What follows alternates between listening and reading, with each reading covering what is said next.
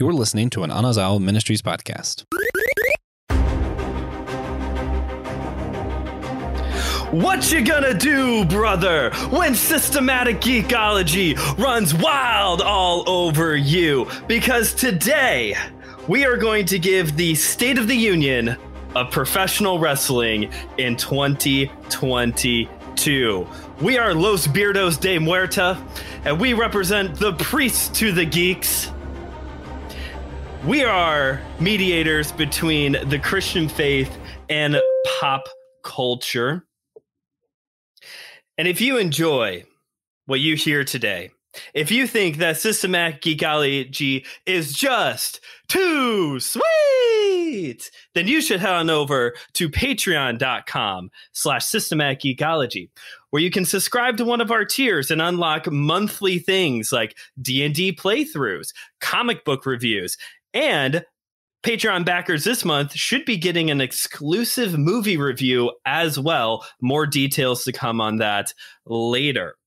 This episode is not going to be a bait and switch. We're not going to jump you in the parking lot of a 7-Eleven. This episode, this is just a couple of jabronis who want a little of the bubbly and a whole lot of Jesus and want to share it with you all as well. I'm one of your hosts for today's episode. I am the Polish Dragon, Brandon Knight, the self-proclaimed cruiserweight champion of systematic geekology. And I'm having too much fun with this. And here is my tag team partner for today's episode.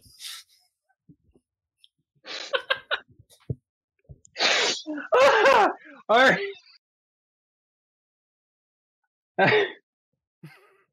I can't even.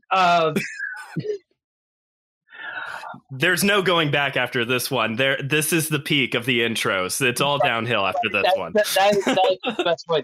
I am the. I'm trying to think of a good wrestling. Oh, hang on. I am just a simple man, son of a plumber. Fun, hard times, baby.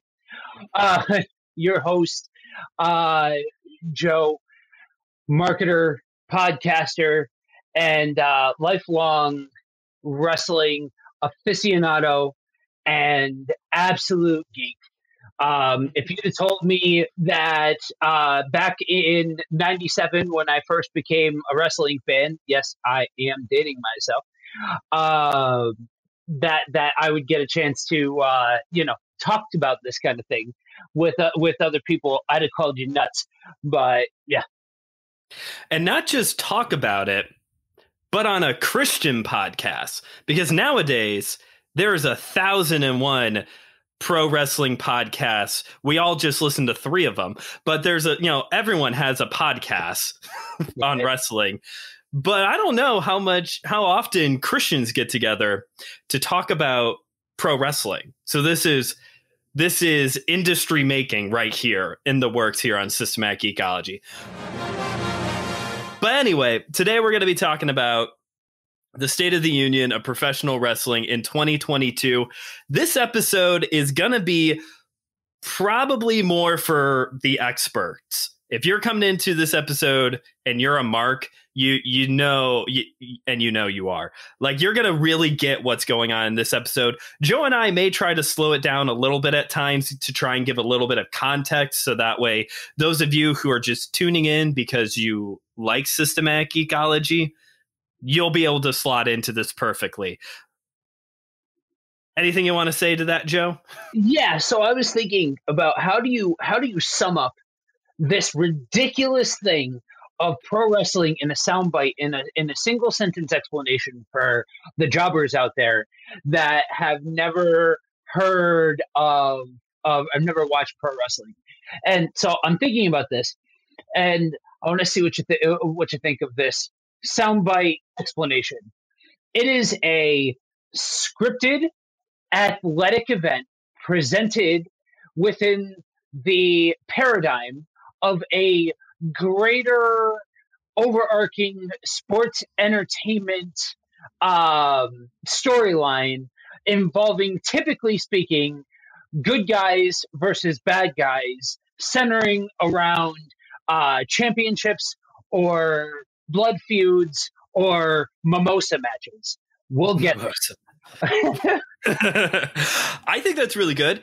I think that works well. The way I will use it like this, the way that I explained it to my wife when she first wanted to watch wrestling with us, which by the way was Royal Rumble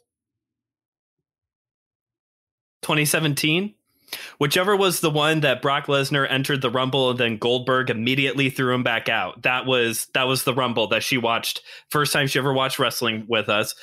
And the way I explained it to her, because obviously the thing that people all know is that it's fake fighting. It's not fake fighting. It's a stunt show. That would be the way that I would sum up, give them the more concise version of what you just said. It is a stunt show. But I think you did. Yeah, go ahead. I want to speak to the whole fake thing for a minute. Get in there and take a bump and tell me how fake it is. I've taken a bump. Like I'm not gonna say I had my cup of coffee trying out my hand when I was, in the midst of doing MMA and all of that kind of stuff. I knew a local promoter that was putting on shows. And so I did a little bit of training. And I'll tell you what, the story might be scripted. The people might be playing characters. Those bumps are as real as they get, Jack. Like that is for real. So yeah, no, but I totally get it. Like most people know it as fake wrestling and all of that, but it's scripted, it's predetermined. It's still an athletic show though. Yeah, no, these, have you ever seen a wrestler? Like there is a lot of physical endurance and a lot of strength training that goes into preparing to be a professional wrestler. Obviously, there are exceptions when it comes to the big, bulky guys. Maybe some guys are just big. But overall, it takes a lot of athleticism to go out there and to take a bump. Even if you're not doing lucha libre and zip zap flying around, like it takes a lot of athleticism to go out there and do what they do. Yes, it all is predetermined most of the time. Wrestling started out, though, that's one of my favorite parts, though, about the history of wrestling is that professional wrestling was a legitimate combat sport going all the way back to the early 1900s. It was a style of wrestling known as catch can wrestling, which is a mouthful. It's shortened as catch wrestling now. And it was taught as this legitimate wrestling style that you caught an opponent in any hold that you could in an attempt to submit them. It's a form of submission wrestling. And so it was a lot of joint manipulation and peeling back fingers. And to this day, there are still people out there like Josh Barnett, Davey Boy Smith Jr., Bryan Danielson, Shayna Baszler, who have all tried their hand in catch wrestling, and it still is a part of their wrestling style as well. Shoot wrestling, which is the more legitimate side of pro wrestling, is still a part of the industry in all of its colorful characters and pyrotechnics and the occasional clown character. Yeah, it's so funny that what is old is new again in a lot of different respects, because especially for somebody like me who I came up during the Attitude Era. I watched wrestling like so many people our age got in during the Monday Night Wars and all of that kind of stuff, that now to see that athleticism and work rate is back at the top of what is considered the most important is really very interesting to me, versus like the big larger than life dudes, the characters, all of that kind of stuff. It's fascinating that like even for somebody like me, 6 foot, 200 pounds, I was a lot heavier when I was back then, that I would still be considered small in comparison to the more mainstream guys, like your Hulk Hogan's, your John Cena's, your Randy Orton's, your people like that. Yeah, that's part of the reason why I've keep putting off trying my hand at it, because I am a small dude. Like when Rey Mysterio gets in the ring, I'm like, that's probably what I would look like in there, because I'm just like 5'6", coming in at like 175. Like I would be a small guy in there, nowhere near the, the Andre the Giant, the probably even like Stone Cold would be in more shape than I am. So that's kind of the brief, like, this is where it started at. It started as this like legitimate combat sport. Over time, people figured out that, hey, they made more money fixing the fights. Mm-hmm. That's kayfabe. It's kayfabe is this idea of the real world has its thing and the professional wrestling world has its real. That's kayfabe. You stay in character, and that was a big thing back when we were kids in the 90s. Was you always stayed in character no matter what. Kayfabe kind of died in the 90s. I still remember when during the steroid trial of the 90s, when Vince came out and said that it was all scripted and broke kayfabe for the first time publicly. It was like a huge thing because there were a lot of people who really did think that it was all legit. You know what I mean? Because for years and years, you know, good guys and bad guys, they didn't ride together. Like you did not see people out, and that's, you know, you would never see back in the day people on social media taking pictures with one another. You know what I mean? Like if they were in a storyline together and all of that kind of stuff. Yeah, I know. The other day I saw Matt Cardona got married. Him and Chelsea Green finally got married, and he was posting pictures of his bachelor party, and it was Cody Rhodes, Dolph Ziggler, The Miz, like all this mixing, and you would not have had that 20 years ago. You would not have had that. Boy, we already sound like old men yelling at the clouds. Jim Cornette would be proud. Slowing down the roll a bit. So the brief history of wrestling is legitimate combat sport turns into this fixed promotion. There are the territory era, basically pre-1970s. The United States was broken up into kingdoms, really. People would book a certain geographical demographic of the United States, of their smaller territory of promotions. This is where you get things like the National Wrestling Alliance was one of the big ones back in the day. The McMahons out in New York running the World Wrestling Federation. I think it had more W's and more F's in the title back then.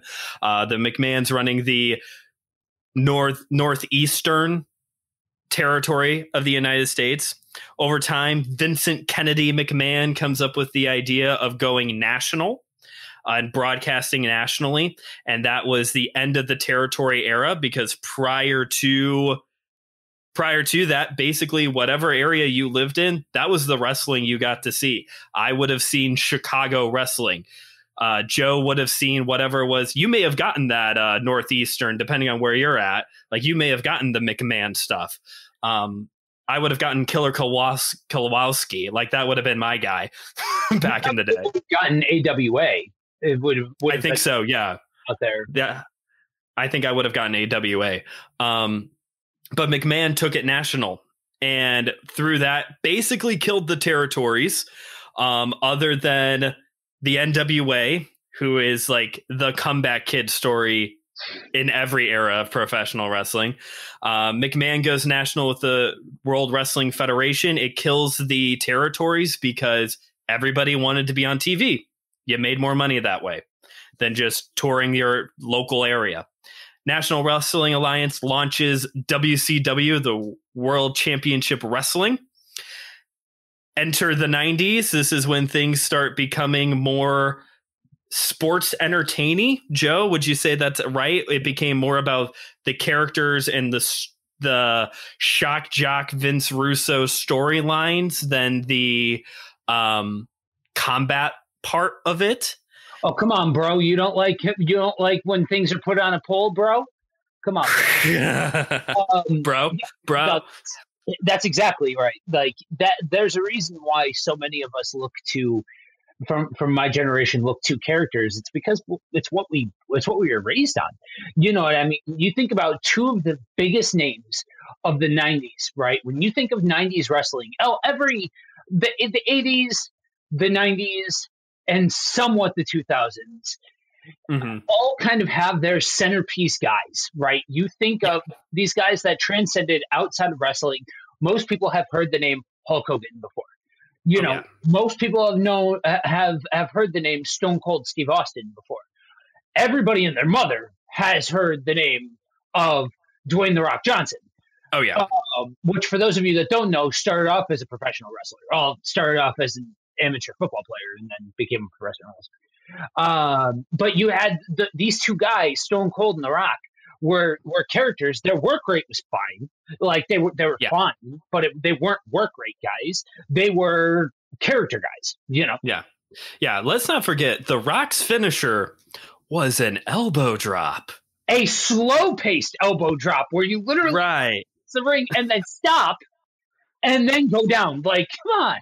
Right. Yeah. It was about the characters. It was, and we still carry that. You're right. I look at guys in the WWE, a lot of their mid-carders now, and I'm like, why do I care about this person? They're just fodder out here for someone to squash real quick. Anyway, so you get to the 90s, Monday Night Wars, WCW Nitro going up against WWF Raw. Joe, Nitro, Raw.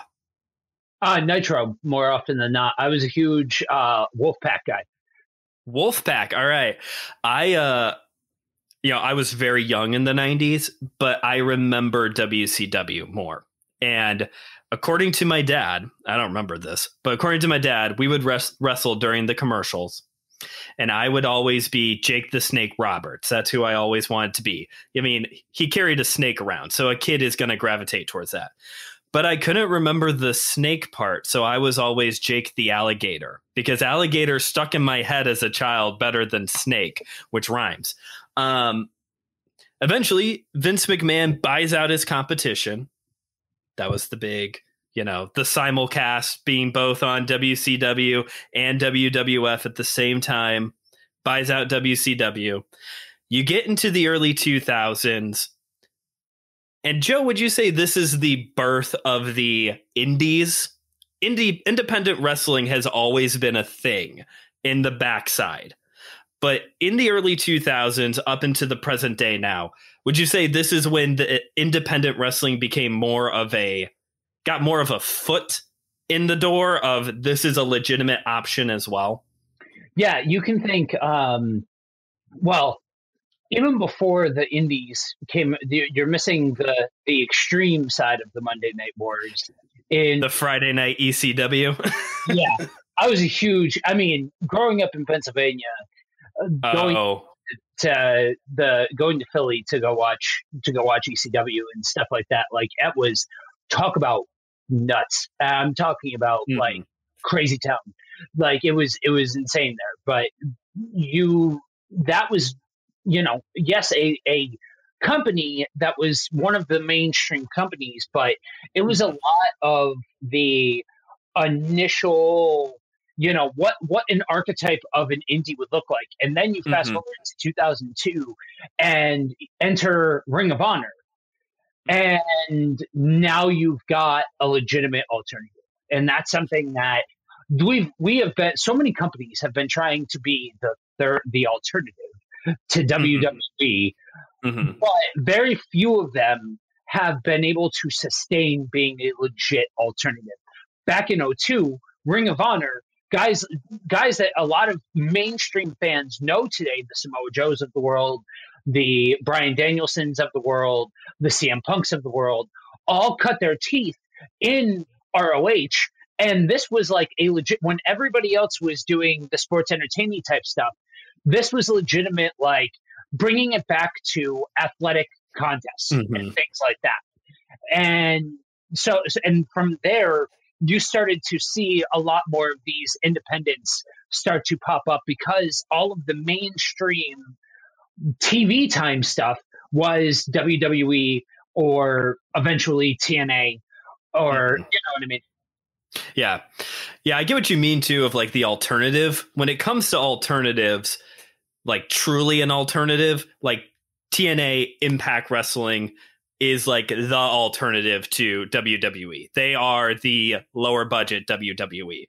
But by the idea of the getting back to what wrestling is, going back to less of the character, more on work rate, that's where our ROH enters the picture. That's where Ring of Honor really comes into play. And thanks to the power of the internet, the world has just gotten smaller. And now you can just watch wrestling for hours on end every night of the week if you really wanted to. Because you got WWE, you've got Impact, you got All Elite Wrestling, you got Major League Wrestling, the National Wrestling Alliance, New Japan Pro Wrestling, not Global Force, excuse me, they don't exist. What I meant to say was Game Changer Wrestling.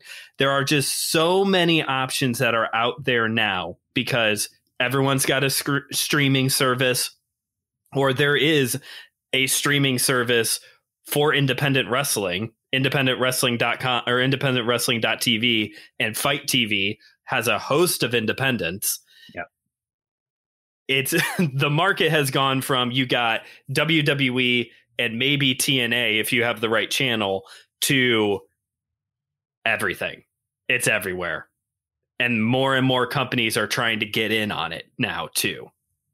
Yeah, and I think inadvertently you have WWE to thank for that in a lot of regards. Because they're, they say that competition breeds success. And in the 90s, it was legit a matter of one company trying to put the other company out of business. It was legit war. And then the bottom fell out. That's the difference when one guy is running the show versus a board of investors over at Turner and stuff like that. Sure. So when the bottom falls out over there and they buy the whole thing, now they're the only game in town. Now Vince doesn't have to stay on the pulse of pop culture anymore, or stay on the pulse of what his audience wants. Now he just gets to sit there and keep collecting money and turn it into more of an entertainment company than it is a wrestling thing. And I think for a lot of people, they got sick and tired of seeing the entertainment stuff, because eventually you have to make a choice, right? Like, I hit this point with WWE where they can't, short of Roman Reigns, and when he came back and started doing the tribal chief gimmick. Okay.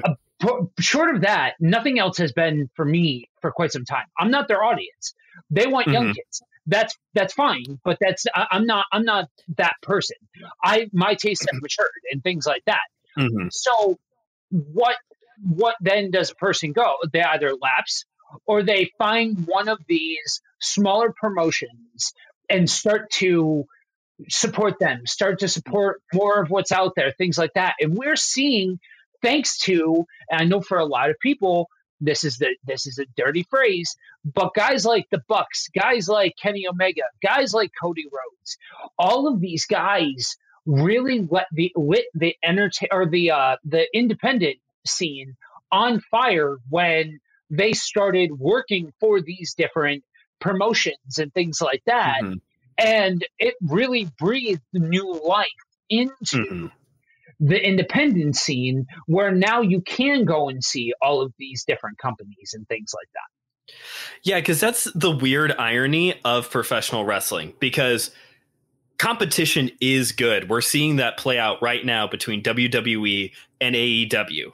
Competition is good. It forces you to have to put out a better product, better storylines, better matches, get those men and women who are the hot commodities.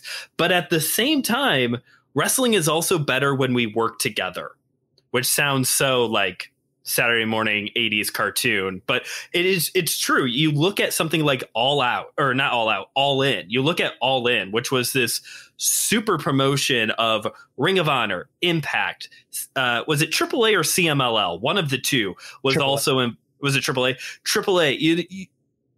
Those are both Mexican promotions, by the way. Those are like the two big ones down in Mexico. All you people listening who have no idea what these letters mean. You look at something like All In, where they brought everybody together in this super card, and that was the birth of what is now known as AEW, All Elite Wrestling, through bringing everybody together. Competition or togetherness, that's what makes wrestling really good. Yeah. When you can meld the worlds of suspending disbelief and a compelling character, then really you've hit that sweet spot. Yes, I agree with that. So now that brings us to the present. We're in 2022. Here's what's been going on, folks. WWE in the past year has fired more people than Impact Wrestling has on their roster. They have fired 76% of their staff. 76% of the people who have worked for WWE in the last couple of years have lost their job. So we have that going on, and it's for budget cuts. Listeners at home, there are air quotes going in there. Budget cuts. Over at Impact Wrestling, they're hard to kill. Roll credits. They're hard to kill. They're still around. Impact Wrestling, they have been working with literally everybody in existence over the past year, running storylines with New Japan Pro Wrestling, AEW, the National Wrestling Alliance, and now one of the biggest talks of the town, Knockout's women's champion herself, Mickie James, is going to be in the WWE Royal Rumble. Barring some type of shenanigans, dropping the title right before the show, she has been told by Impact she can carry the title into the Royal Rumble, which to everyone at home is like big deal, unless you are a wrestling fan and you know WWE doesn't work.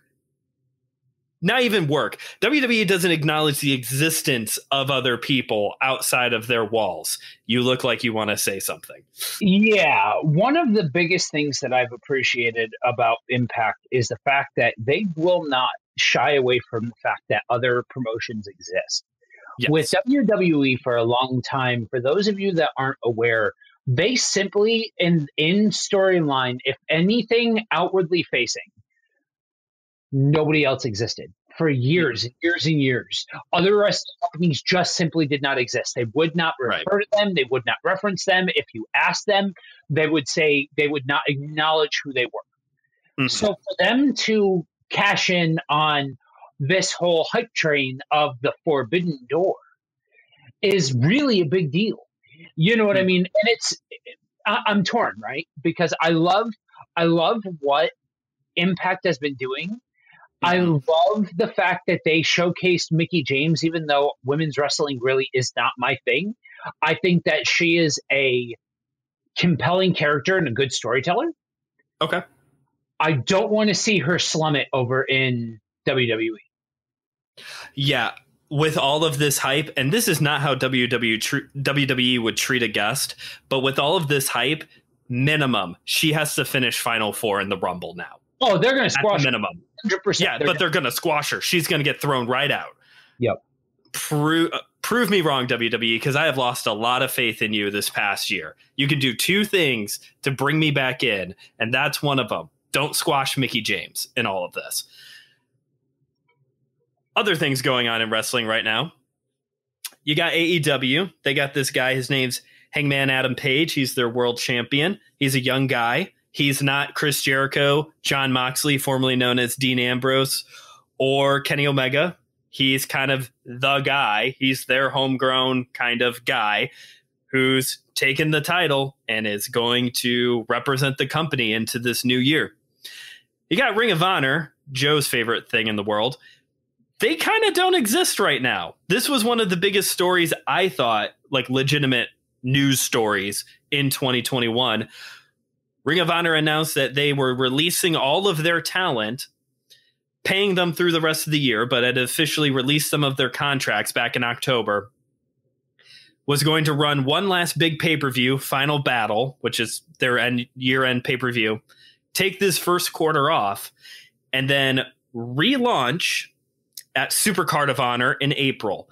And everyone kind of held their breath. But earlier this week, we got some good news, Joe, because they did announce Supercard of Honor is on for April 1st at a venue, I don't remember which one, in Dallas. It's going to be run over WrestleMania weekend when everybody runs their other shows. Joe, you're the Ring of Honor guy. Do you want to weigh in now on all of this, or do you want me to come back to it? Yeah, no, I'll go ahead and weigh in. Okay. Ring of Honor was interesting during the pandemic. They on one hand, it's funny. I as I get older, business ethics matter more to me. Okay. Like an increasing amount. I refuse to support WWE because they're a trash bag company. Because they just are. They will fire people and then ask them to come back and be in the Rumble. For those of you that don't know, they fired Mickie James as part of this whole 76% of their talent getting let go. She made a name for herself out on the indies, and now they want to work with her again as a means to drum up. Yeah, no, miss me. I'm good. But with a company like Ring of Honor, the thing that people don't talk about, they were not running shows for quite a while. Mm-hmm. But then they suddenly, all of their people were still getting paid that whole time. None of their people went without a paycheck that entire time. Was it the best business practice to not be running shows at all and not just be running like empty arena shows and all of that? No. You know what I mean? They're not the smartest business practice. But at the end of the day, none of their people in a time that was completely and totally all of the unknowns going on and things like that, and so many people losing their jobs. None of their people went hungry. None of their people went without, and all of that. So now I think a big part of this whole restructuring thing is them realizing, whoa, we've lost our shirts over the last couple of years. Like, we've lost a boatload of money. Now let's go ahead and revamp and figure this whole thing out and restructure how we do money, how we do business, all of those kinds of things. I fundamentally believe that they will, and I thought this even when they first announced it. I never thought that this was going to be them closing the doors. I think they would have just closed the doors. I don't understand why so many people thought this was the end of ROH, but I really fundamentally believe that they are going to come back stronger than ever. And if I'm ROH, I say keep the title on Jonathan Gresham. He finally gave the title to him, a super athletic, good-looking black dude. Like, you finally and it's one of the few things where where professional wrestling shows its archaic nature. That we have to still celebrate the fact that we finally see somebody different than a 6'5" white dude as the world champion for a Fed. You know what I mean? So because let's not forget, WrestleMania Night 1 was main evented this past year by 2 African-American women for the first time, which is awesome. And yet it was also 2021 when that finally happened. Right. And you don't have to, like, I'll be the first one to admit, I'm not going to sit here and pretend like I'm the world's foremost authority on women's wrestling. It's just not my thing. It's not my flavor. There's a million different flavors of wrestling. You know what I mean? From the very much catch as catch can to the super sports entertainment-y, like really character driven stuff of like DDT and all of that. Like, it can get nutty with some of the things that you can see in a professional wrestling ring. And with women's wrestling, like, it's somebody's flavor, and regardless of if it's your flavor or not, it should be less of a holy cow moment to not have, like I said, 2'6'5" white dudes going at it over a world championship. You know what I mean? Mm-hmm. Yeah. Oh yeah, for sure. Last year, my wife and we watched NWA Empower, their all women pay-per-view. Yeah. Did you watch that at all? I know you said it's not your cup of tea, but I'm just curious. Yeah, I did. Okay. My wife, again, started watching wrestling in 2017. So she has no context for Mickie James, Gail Kim, Awesome Kong, any Velvet Sky, like none of these women. Those promos that they were cutting, especially the Gail Kim promo, my wife is in tears. Like if the purpose was, hey, let's give women a voice for one night at least, mission accomplished. That you hit my wife with a bunch of people who she really didn't know. She was really there to watch Kylie Ray wrestle in the opening match. But like it made an impact.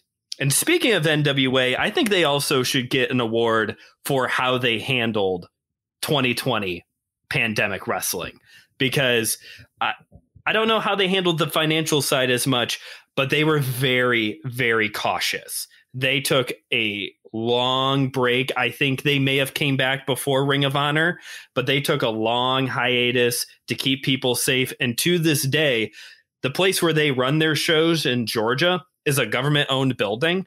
So they have additional, like, it is very minimum capacity at the GPB studios where they run their shows.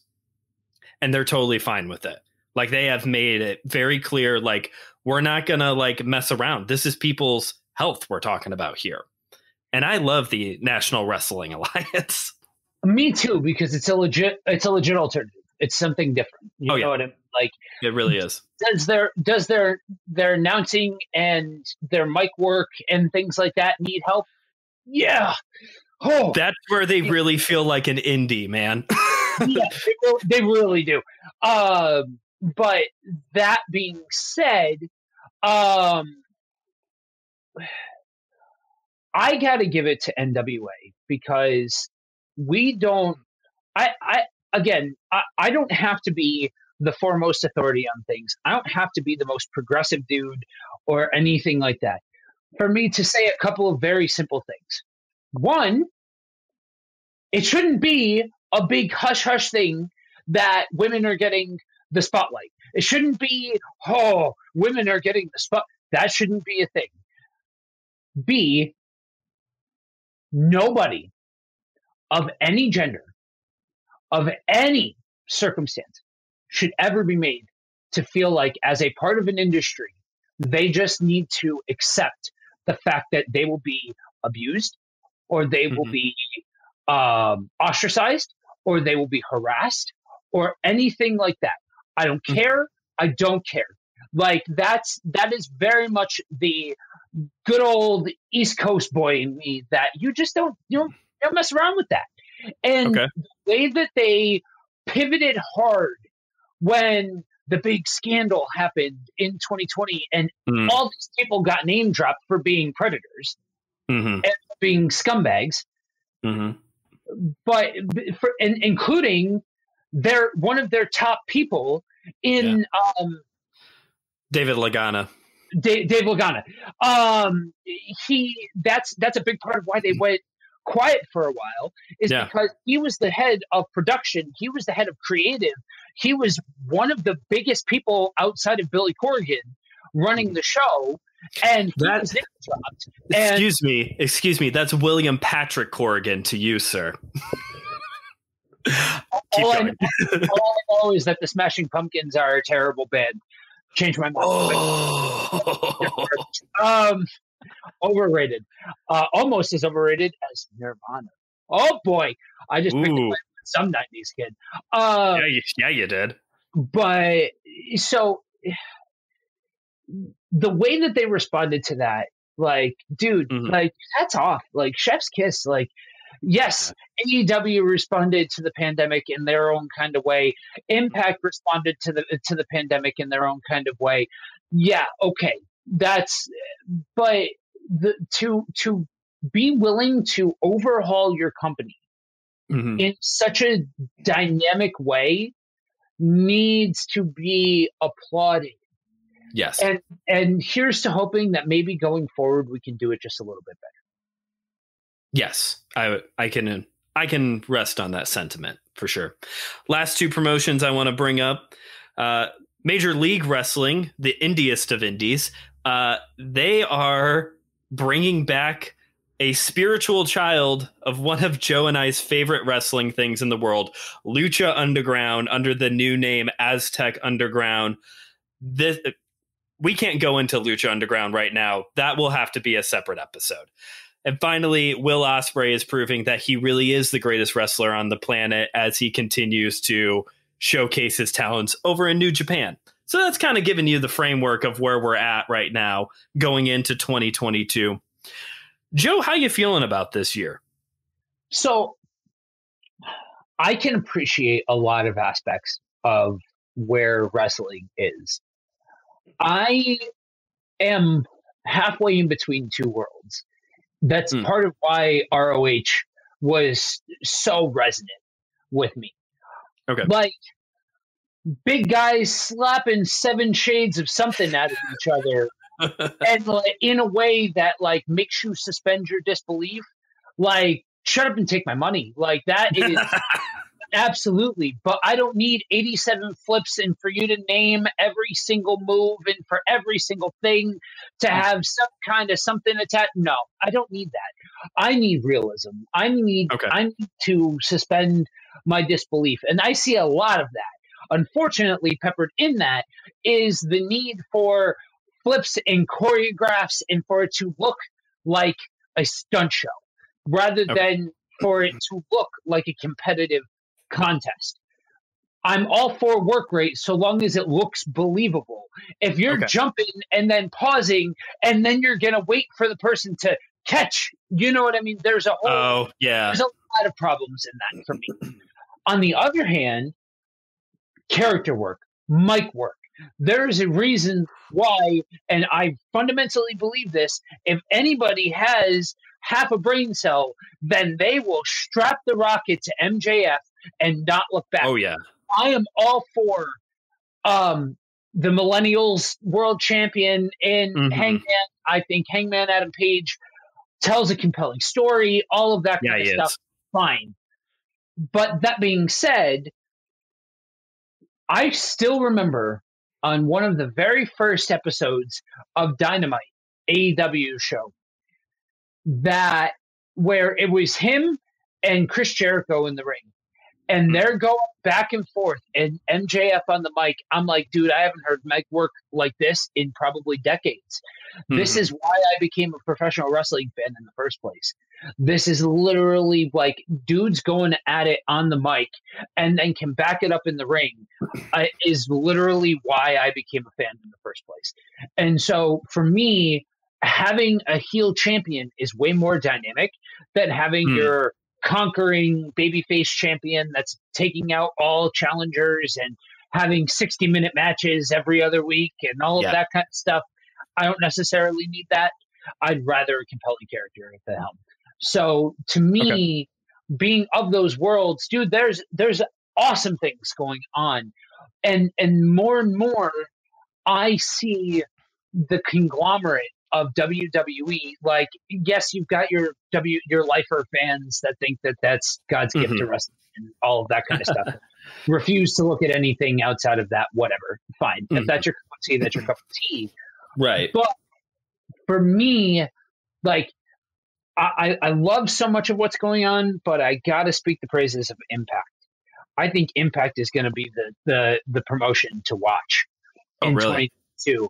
And I think that they do so much right with their dynamic storytelling that I absolutely love it.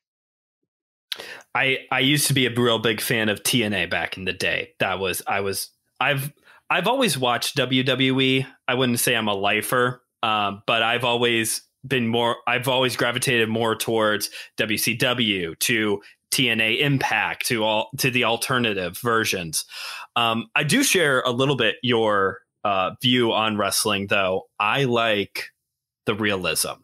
Maybe this is because we got two guys who are also martial artists in their free time, that when Bryan Danielson and Minoru Suzuki are slapping the mess out of each other, that is good wrestling to me.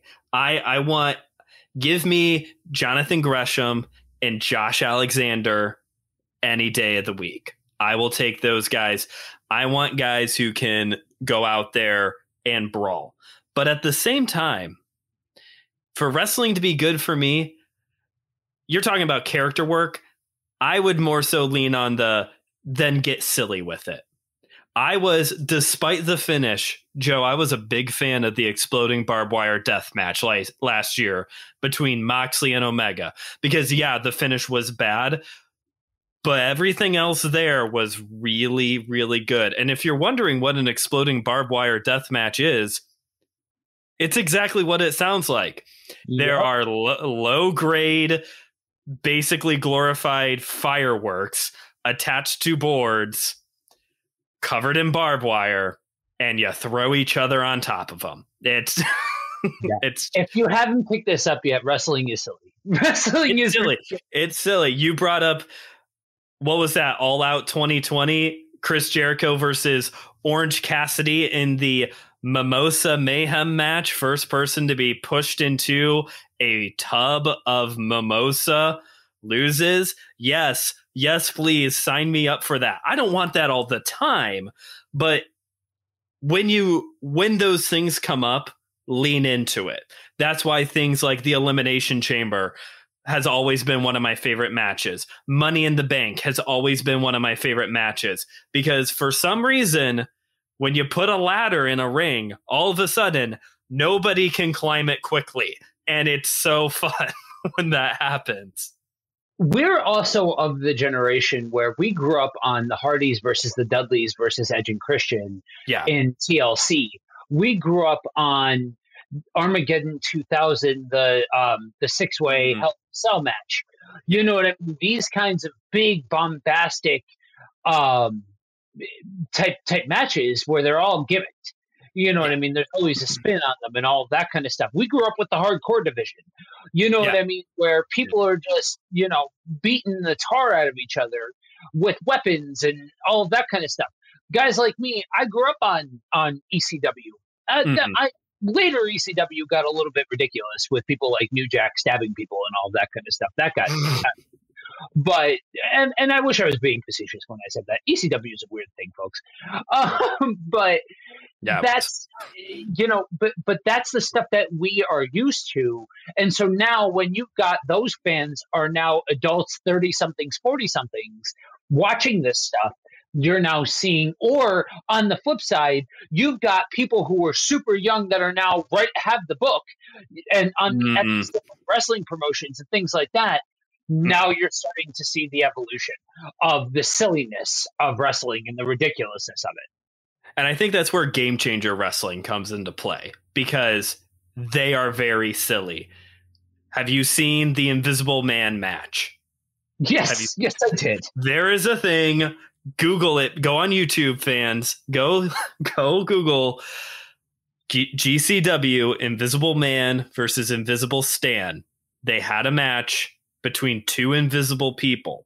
And I know that sounds ridiculous, and it was, but at the same time, it was so well done that, like, I'll say is that referee earned his paycheck that night. Yeah, he did, because it was all on the ref to carry that match. It was so well done. But you look at Game Changer Wrestling, and you got guys like Nick Gage slicing people up with pizza rollers. Like, that is the natural result of ECW. That in Combat Zone, that you get this hardcore deathmatch style wrestling, or Orange Cassidy sticking his hands in his pockets with his low effort, just kicking people gently. That's what you get from that. At the same token, you get cruiserweight action. You get the work rate stuff from Paul Heyman bringing those people over from Mexico and Japan and all of that, like that was not that WCW took that from ECW. Paul Heyman did that way before Eric Bischoff did. Yeah, because that's the part that we all forget about ECW. Like we remember Sandman and Raven and the Dudleys and Taz and all these guys. But that's where Chris Benoit came from. Ooh, I said the word, Joe. That's where Chris Benoit came from. That's where all these light heavyweight guys got their start. That's where Jericho was at real early on, was ECW, where people were getting bashed in the head with game consoles and thrown off of scaffolding. This is where those high work rate guys were also coming from. Yeah, you guys want a story, an out and out story. Look up Taz versus Bam Bam Bigelow at Hardcore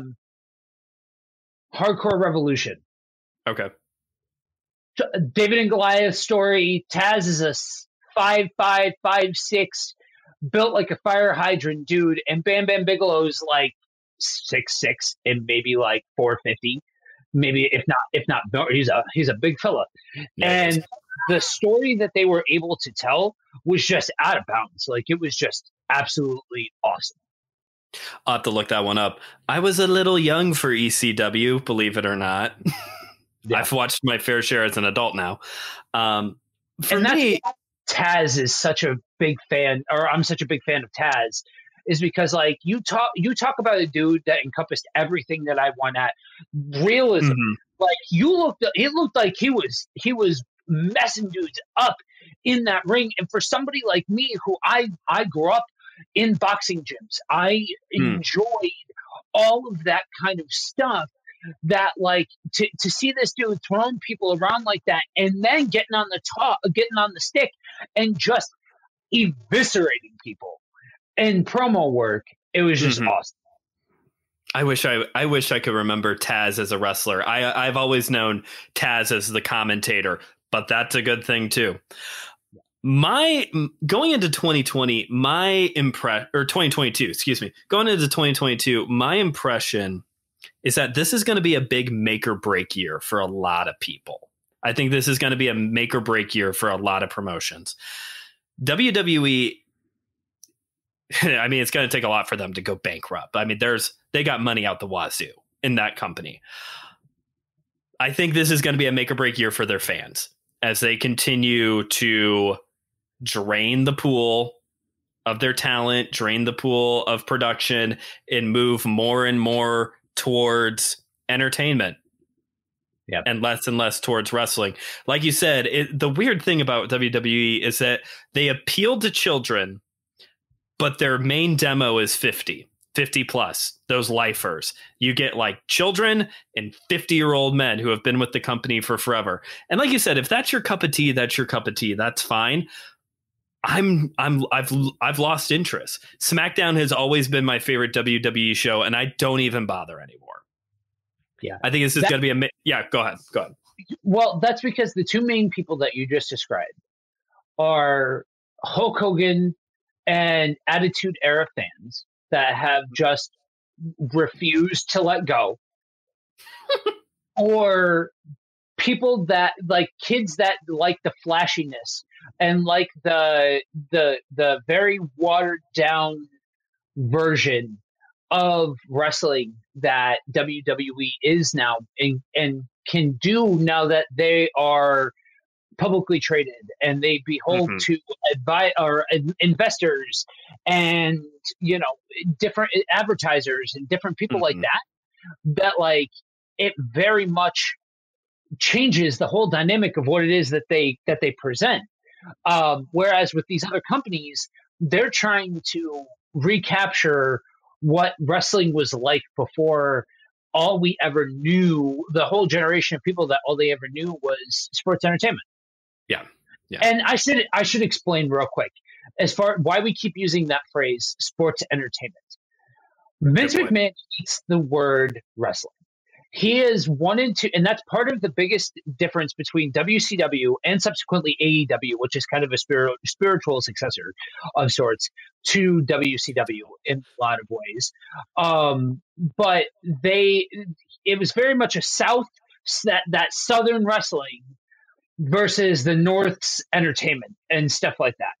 And he coined this phrase, sports entertainment, back in I think it was the early 2000s was when he really made a push to get wrestling, the word wrestling, out of it. And so it's kind of a tongue-in-cheek thing that gets used in the community of wrestling versus sports entertainment, wrestlers versus superstars, yes. which that's they call their men's. Well, women too. They stopped using the word diva, thankfully. Even progress. Yeah, but that's why we keep going back to that phrase. Mm-hmm. Yeah, it's that perfect storm of the steroid trial, Chris Benoit, the whole 9 yards, that really you start to see they literally changed the name of the company also because the World Wildlife Foundation was suing them for using the letters WWF, and they changed it from World Wrestling Federation to World Wrestling Entertainment. That is what your E stands for, is entertainment. That's what they're about. I think this might be a make or break year for AEW. The bubble I don't want to be that guy, but the bubble has to pop at some point. Like, I don't want it to. I want them to continue to succeed. But between putting the title on a young guy who is very different from their other characters who have been champion, and also the move to TBS and having to regauge demos and ratings and whatnot, I think this could be an interesting year for them. Like, I'm going to give a couple of rapid fire hot takes about AEW. Go. I think that they are proving that flippy dippy stuff, not to be too much like Jim Cornette, doesn't sell tickets. And I seriously agree with that. You cannot sell a card just based off of flippy dippy stuff and people flying through and acrobatics and all that kind of stuff. People want storyline. People don't just want 60-minute matches all the time. It's not the 80s anymore. People they will not accept just that. That within a compelling storyline is an entirely different story. And I really think that if AEW, here's the thing, right? They haven't been growing. That's the thing that nobody's talking about. Their audience isn't growing. Yeah. It's sustaining, and that's not necessarily good.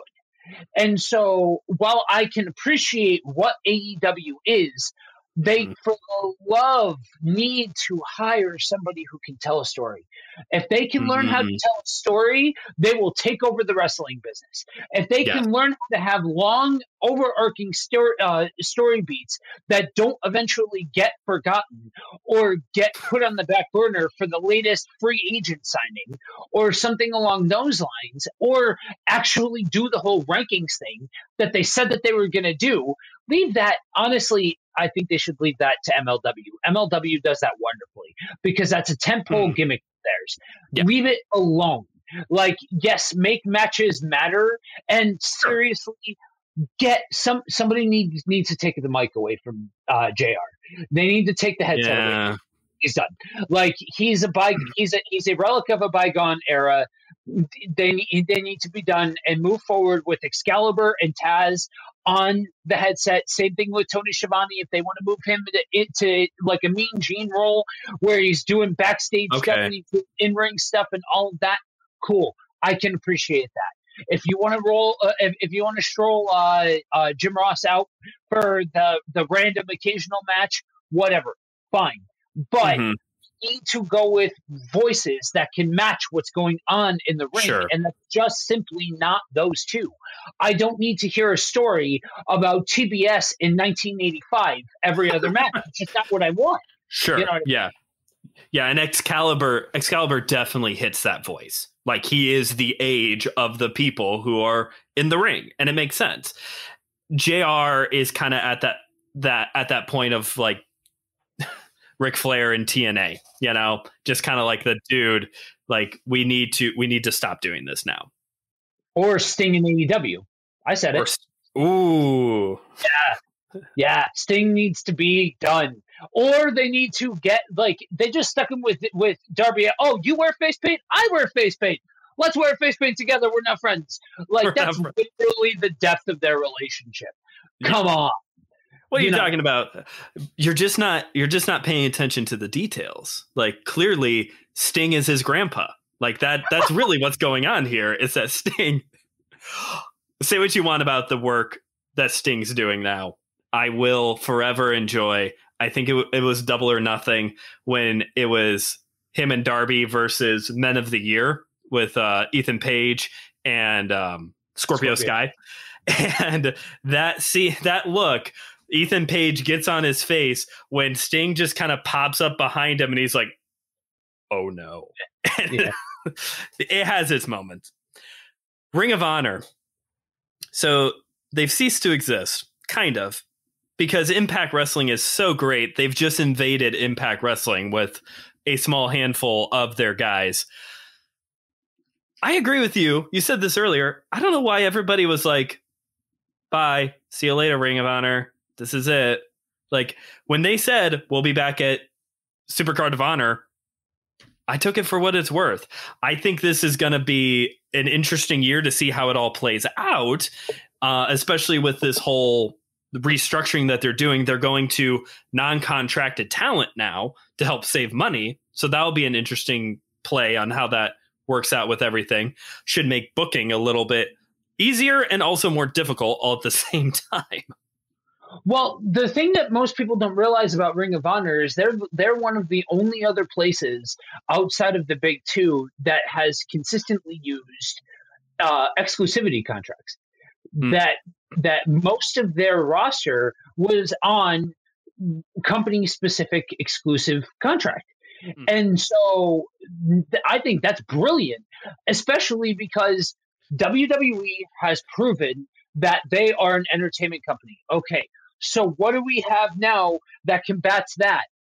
A revamp of the territory system. That's all the indies are. It's the territory system. Yeah. So share talent. There's nothing wrong with that. No. The Briscoes went and won the GCW tag team titles.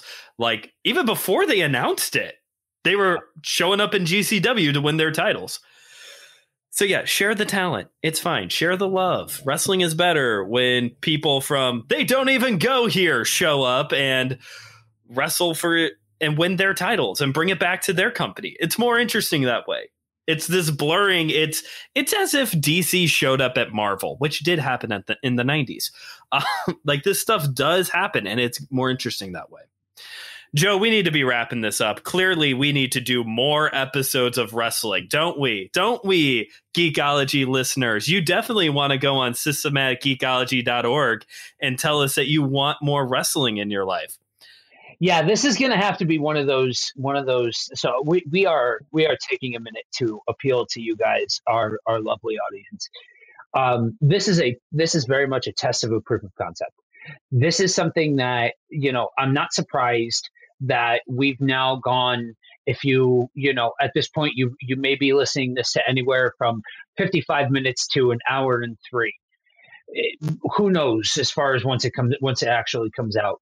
But we've now gone on and we've tried to shove the proverbial 5 pounds of bologna or 10 pounds of bologna in a 5-pound sack, because we don't know if we'll ever get a chance to jump back in front of this mic and talk about wrestling. We need to hear from you guys as to whether or not, because this isn't your typical fandom. This isn't your typical Marvel, DC, comic book, Star Wars sort of geekdom. So if this is something that you guys want to hear us discuss, if you want a history of wrestling where we can take time with each one of these promotions or give our top 5 rankings or all of those kinds of things, that's something that we need to know from you guys. So reach out, tell a phone, tell a friend, let people know that the Christians are talking about wrestling too, and that this is something that that is out there, and let us know if this is something that you want to hear more of. For sure. So real quick, Joe, 2 sentence. What is your show to watch in 2022? Oh man, I have to go with if Ring of Honor does what they should do as far as continuing on the storylines that they had brewing between um, free or your narrative, the EC3's group. Oh, Uh, control your narrative. Control your Control narrative. done it. Yeah. Yeah. The who's the true champion between Jonathan Gresham and Bandito? Yes, please. Mm. Those two have all of the matches. Absolutely. And if AEW can learn how to tell a story, those are probably my two that I would say really look at. Impact, they've got something for everybody. You know what I mean? Yeah. For me, I would say the National Wrestling Alliance. I really enjoy their product. I do. They scratch that old school wrestling, 80s wrestling spot in the best possible way, because it's not just like the 80s are the best, Jim Cornette. The 80s are the best. It's how do we celebrate the history, but doing it in a modern way. And Nick Aldis is, quote me, pound for pound, the best champion in all of professional wrestling. Ospreay may be more talented, but pound for pound, Nick Aldis is the actual complete package. Yes, absolutely. I would agree with that. I think I think that for Aldis, if there's anything that I would love to see, it's for don't get me wrong, I can appreciate Trevor Murdoch. I can appreciate the fact that they put the title on somebody else. I think it was time, all of that kind of stuff. But put that title on him and send him out everywhere. Send him out, do everything, wrestling, everybody, build up the prestige, build up that, absolutely 100%. Yeah, that's kind of go back to what they were doing before they launched Power, which is their weekly show of Aldis, who's going around, or Murdoch, whatever, going around to other promotions to highlight the title. They also have a new weekly show on Saturday mornings, 11 o'clock Central. The rest of you people do your math. Called NWA USA, and they are they're crowning a new junior heavyweight champion, a new cruiserweight champion, which in some companies like WWE, it doesn't really matter. To the rest of the world, that is 205 pounds or lighter is typically defined as a cruiserweight or a junior heavyweight. And it's free. It's on YouTube. That is one of the best ways that you can easily walk into wrestling just to kind of get a taste of it, or at least a brand of it. Yeah.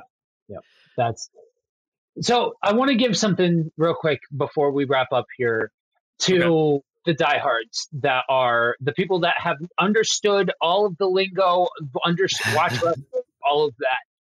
Rapid fire, top 3 predictions of 2022. Go for it. Top 3 predictions of 2022. Okay. Across the board can be anything. Mm-hmm. Okay. Across the board can be anything. GCW is going to get on television.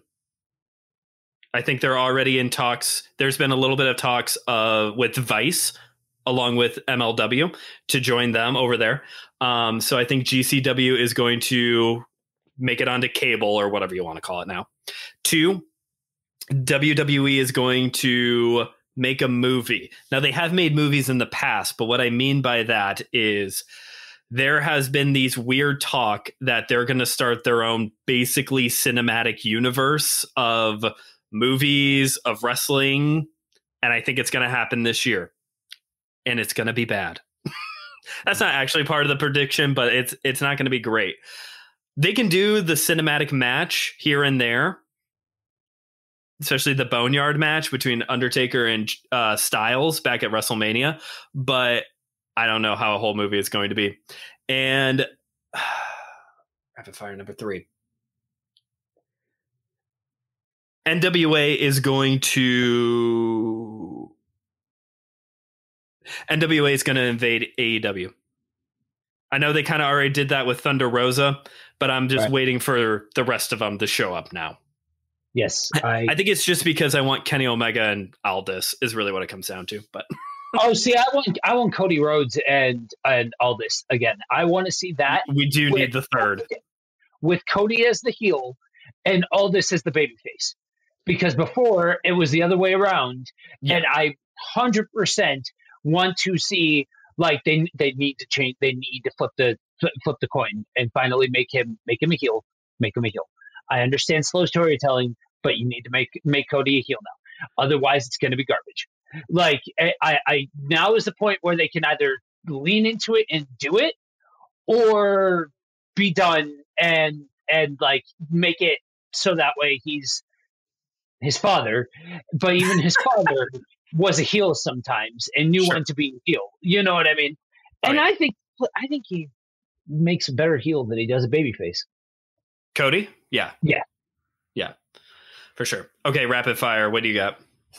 Okay, I unfortunately think that they are going to keep the title on Page for all of the year. I think we will close out the year with Hangman as the champion for AEW. I don't like that, and unfortunately, 1B of that is I think that under his reign, we're not going to see business do very well for him. I think that we are going to see a full-on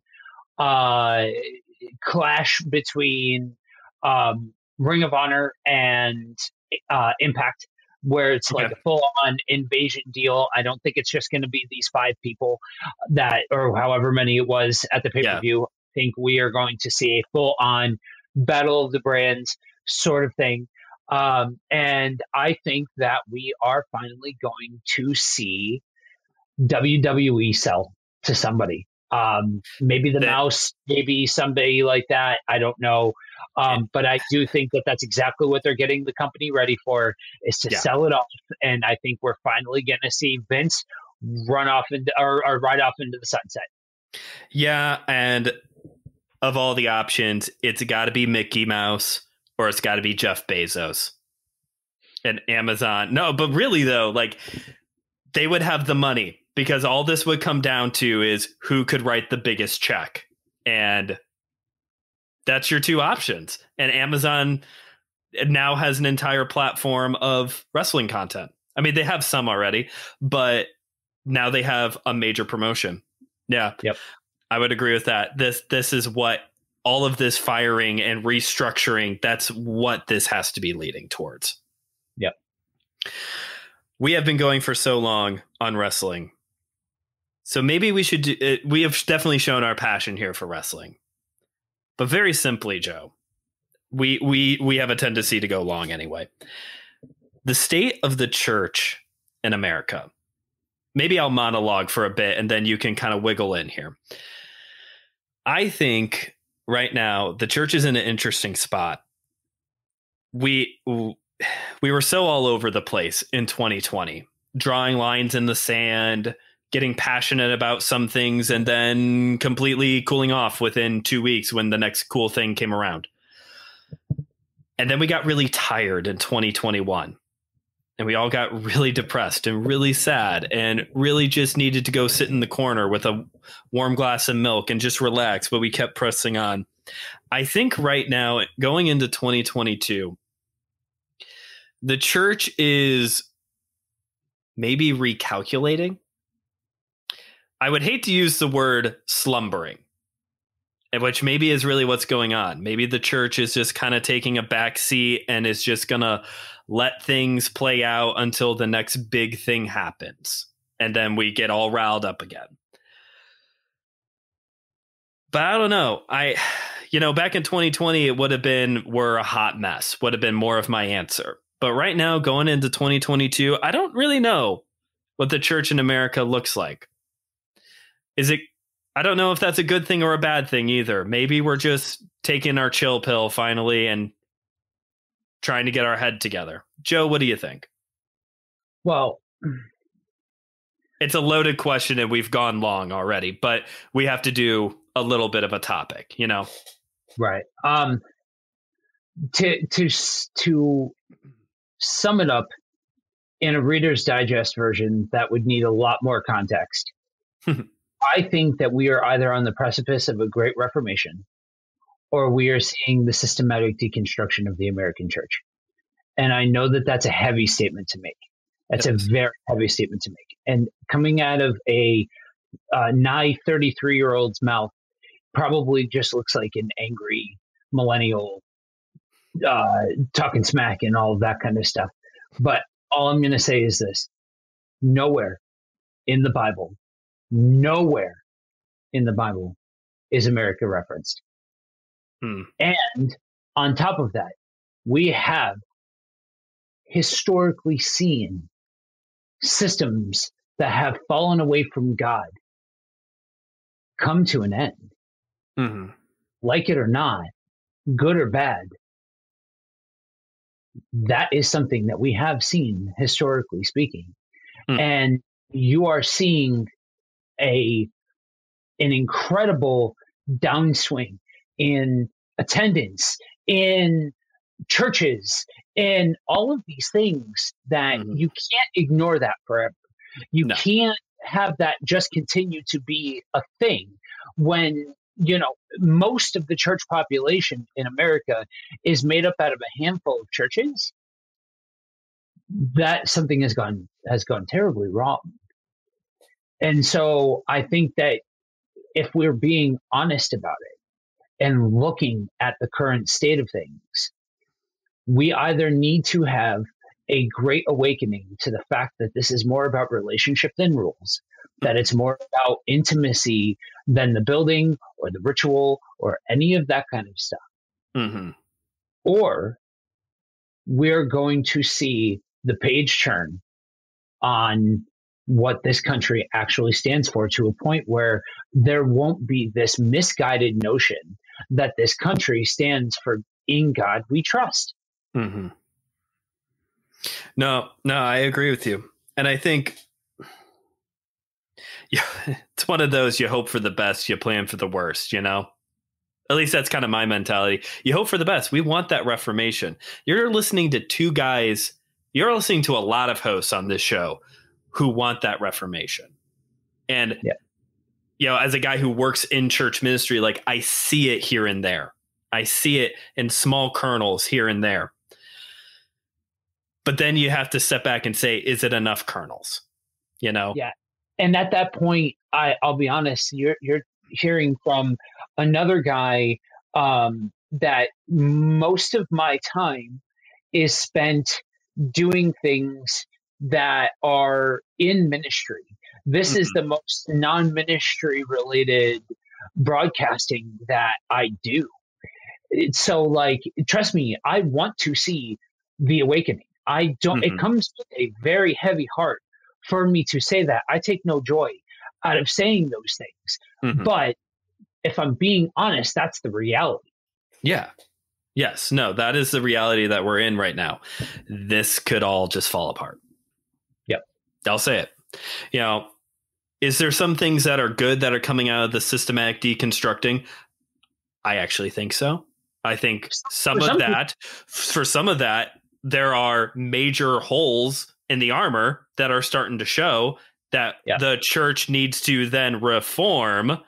But that's the step that's missing. And, you know, we've just got done poetically talking about all these companies who have risen and fallen, or have risen and somehow managed to survive. And I'm not trying to bang the drum of America can survive everything, because Joe just said it doesn't have to. It might not, or at least the church as we know it might not. But God is still bigger, and God is still good in all of this. And we put our trust in him. And that's all the cliche things that we can say here. And I hope, just as much as we're pleading to you to, hey, do more wrestling. We want that. We want to do more wrestling. Our plead to you also within our audience is, this is fun. But hey, the relationship with Jesus, that's what matters most. You want to know how Reformation starts? You want to know how real great awakenings take place? It wasn't just revivals and people are getting saved. It was the church waking up. That's what the awakening was. It was the church realizing, hey, we're Christian in name only. So Yeah, that's that's that. Anything past that is, yeah. It would turn into a whole episode in and of itself. So.